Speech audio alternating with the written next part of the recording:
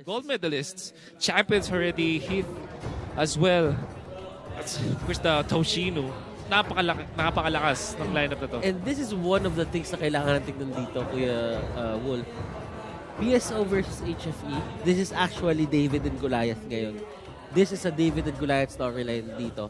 PSO is the Goliath, HFE is the David. Yeah. So, kailangan lumaban dito ng HFE at the point na talagang hindi pantay para sa kanila to. Yeah. Doggy dito, this is probably the first time na nakaabot siya ng Grand Finals. Yeah. Sa ganitong kalaking liga. Kung isipin mo, parang napakalaking handicap talaga to for the side of HFE.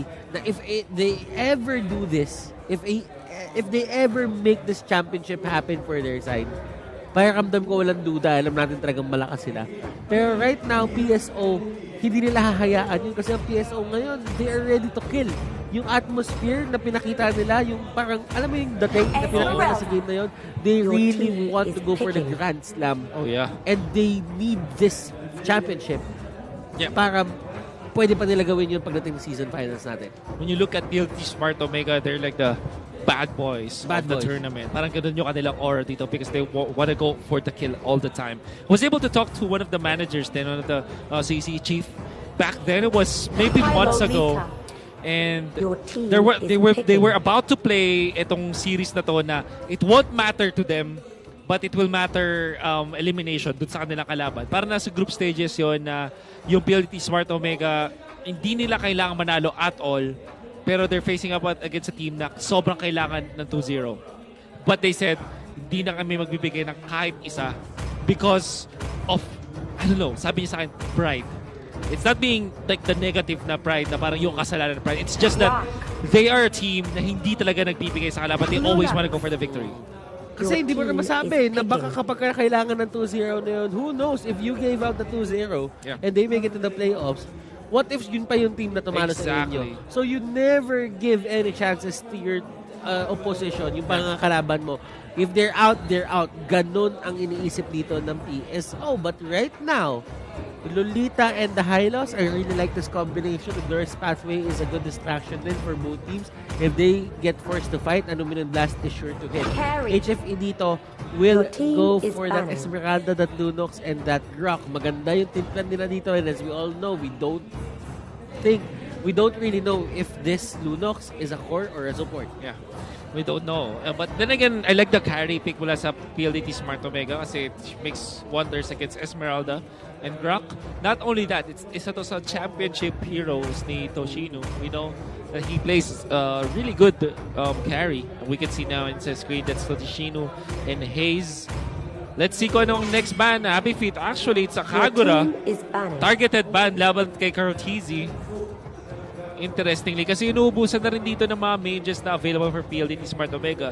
But something you have to take note, there's still Chang'o. And Chang'o is still a problem para sa Happy Feet Emperors. Is it a possibility na maban out yung Scarred? Because just knowing the hero pool of this kid, it's way too high. Way too high.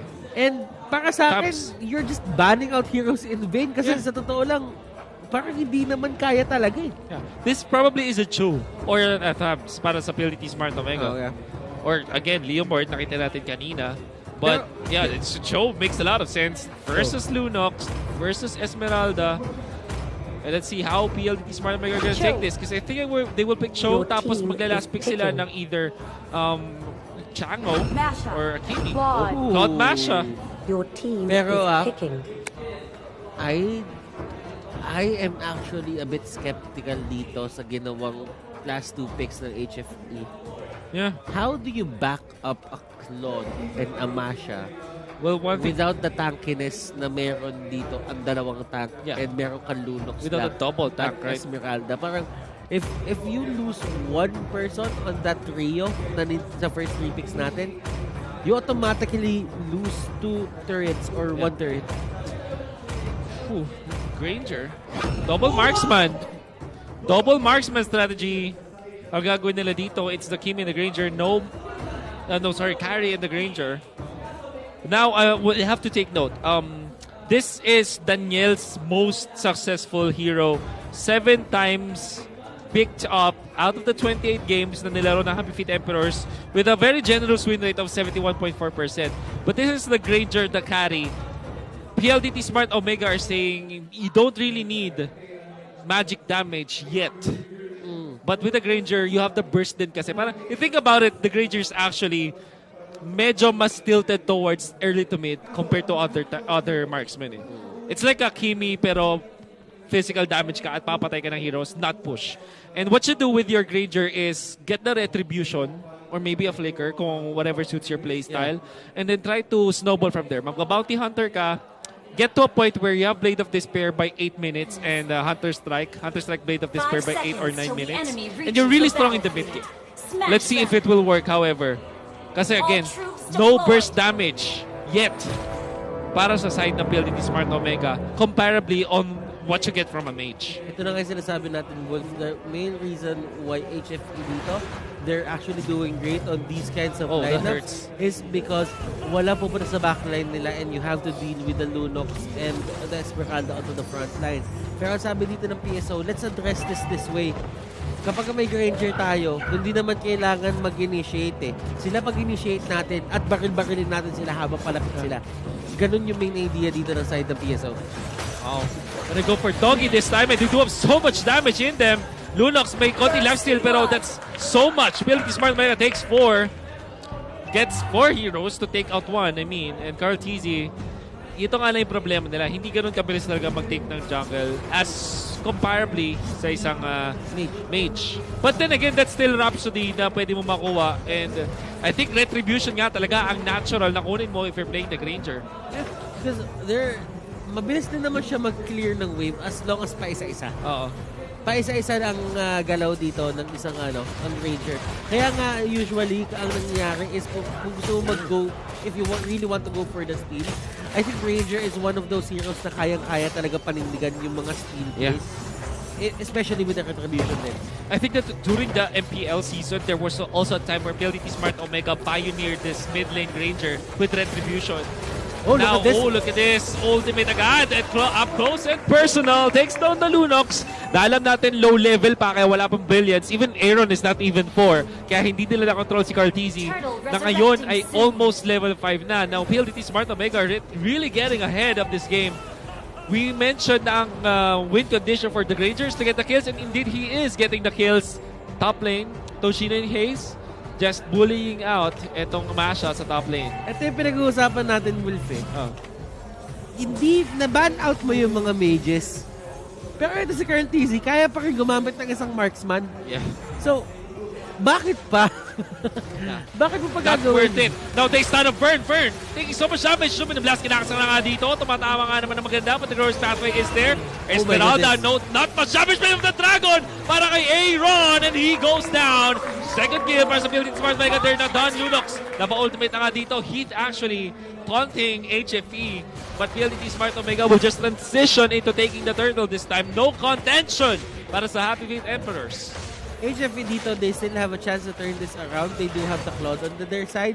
They just have to stop giving out the easy kills for the side of PSO. Kasi kung isipin mo dito, ito na nga yung sinasabi natin, Wolf, na si Vern, si Doggy at si Aaron yung susubok mag-contest ng early game dito sa side ng PSO. Kasi sa totoo lang, itong Claude at itong Masha, medyo limited talaga sila sa early game.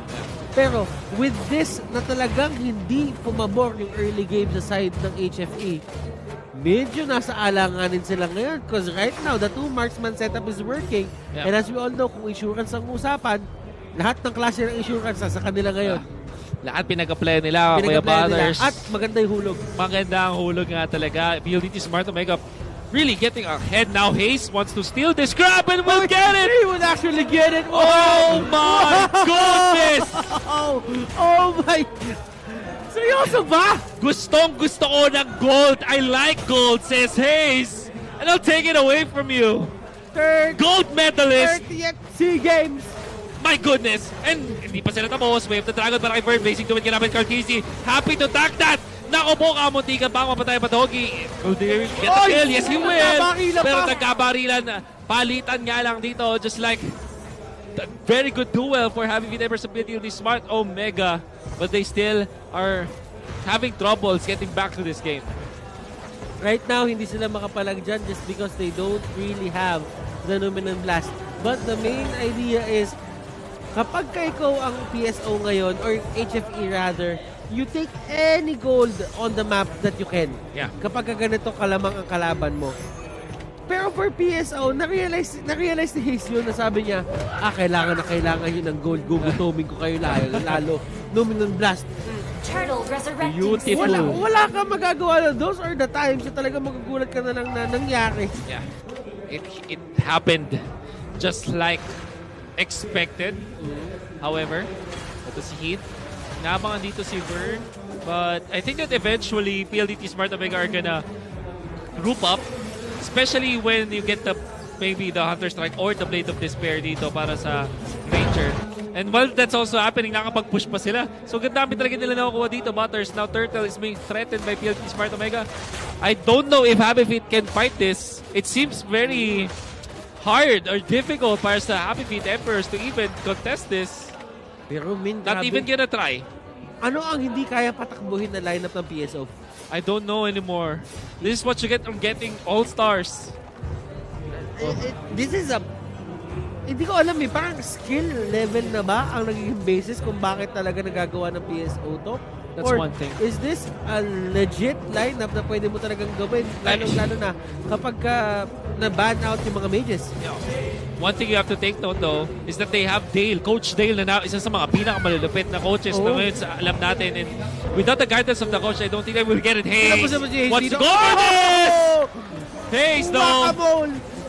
Sa arcade ko na nakikita yun eh. Wow, and whack-a-mole indeed, but he will fall. Kaya lang parang napakasarap na rin nun. That's a satisfying kill for Hayes. Now in the middle, Daniel! Mas malupit ang baril dito ni Carl Kizzy. Of the late game heroes na inaasahan ng HFE para buhatin sila pabalik is down, and that means they cannot have the partner. Doggy dito. That hurts! Oh my goodness. Fade wow. away. Malaki Carl Kizzy. Aaron wants to go for the falling star mode, but only to clear out the minion wave. He is not gonna go in Carl Kizzy dito as long as hindi niya nabibigyan si Carl Kizzy sa paggamit ng Rap Split at Sonata. I don't really think that Look at this! Can fight Look at this! Look at the damage. Wow, Glorious Pathway will be used. Pero ano si Daniel? Daniel, hindi niya ipipilit yan. Wave the Dragon. The Dragon is there. Vern dito nahuli with a flicker out. Vern dito trying to get away. But Genji trying to chase. Hindi niya na itutuloy. Getting the turret up top. PLDT Smart Omega does stun onto Renegade. No more with the Dragon, but Rhapsody is there! Numinous Blast clips Renegade. Sliver of HP. Sliver of HP gets away. PLDT Smart Omega, we mentioned this, they're the bad boys of this tournament. And they're bullying Happy Feet Emperors. Ang bilis sila gumalaw dito. Ang ganda ng setup nila lagi. Cartesi dito is gonna get the third turtle at lahat to sa kanya, Wolf. Kaya maganda ang panalo dito, ang timpla dito ng PSO is because they are getting a lot of their objectives na minamata na nila talaga ito. Doggy dito! Cleaning a clip, mga kaibigan, netong baril ni Cartesi, and Vern will be the next target. And Wave the Dragon is there, nasipa siya. Vern is the next casualty here on the side of HFE. PSO, it's a massacre for them na nakikita natin dito HFE. How will they answer this? May possible way pa ba para makabawi sila dito? O ito na talaga yung kapalakan nila sa larong to? It's a very hard question, Butters, because it's very grim. I mean, pinensyon na natin kanina, insurance is not a problem for PLDT Smart Omega, and they don't even need it. Nakuha na nila yung gusto nila sa early game. They know that this Granger can burst down heroes. And it's really working wonders for PLDT Smart Omega this time. Doggy, oh look at that. 20% HP almost agad na natatanggal sa kanya with just one hit. Kenji forcing the brilliance this time. Torre natunaw lang sa double marksman ng PLDT Smart Omega. Now Renegade! Nasa maling liga si Renegade dito. Medyo napalaban mga kaibigan. Pero Claude on the other side. Numinous Blast! Whoa! Hits more! Aaron dito will get away. Last man standing. But there it is, with the Dragon onto the Cloud, and that's going to be 2-0. PSO! One game away from actually saving that championship once again. Remember, Wolf, season conference number 1 playoffs, 3-0 ang ginawa nila. They have a chance to do that all over again. And it's looking not impossible. It's looking It's so not possible. impossible. It's not impossible. We are astounded. The level of skill for this team. They're dominating Happy Feet Emperors. Even the draft is so creative. Yeah. They're so prepared about this game na kahit mag-double marksman sila, it doesn't matter. We might see another 3-0 after that performance in Happy Feet Emperors. If you look at them right now, they look lost after doing that. They have destroyed the mentality of Happy Feet Emperors. The noble marksman sila. How can you recover from that mentally? I can't think of any way. When you get an all-star team, sometimes you play by the rules. But PSO dito, they're not playing by any meta at all. It sana all. Pero, ayun nga, there is no meta if you have the most talented and most efficient na lineup dito sa the Nationals and PSO. Are they gonna defy yung mga ganitong mga setup na a double marksman can actually work? Yeah, I think they will not stop. Feeling ko we have just scratched the surface of what PLDT Smart Omega can do. They kind of found it hard during their upper bracket finals versus LPE, but this time against Happy Feet Emperors, they look like they are prepared. Sobrang handa ng PLDT Smart Omega that up to the point na nagban sila ng Lilian Chango, another MVP of the game, back-to-back para kay Carl TZ on this Granger. We cannot deny the fact that he's really the wonder kid. All throughout this year, the breakout performance mula kay Carl TZ, and he's not stopping. 8-1-5 for the guy. How can you stop this man? I can't. Tinry nilang ibusin yung hero pool dito Sila ang ni Carl inubos. TZ, pero sila ang inubos ng mga bala ni Carl TZ. What can you do against this team?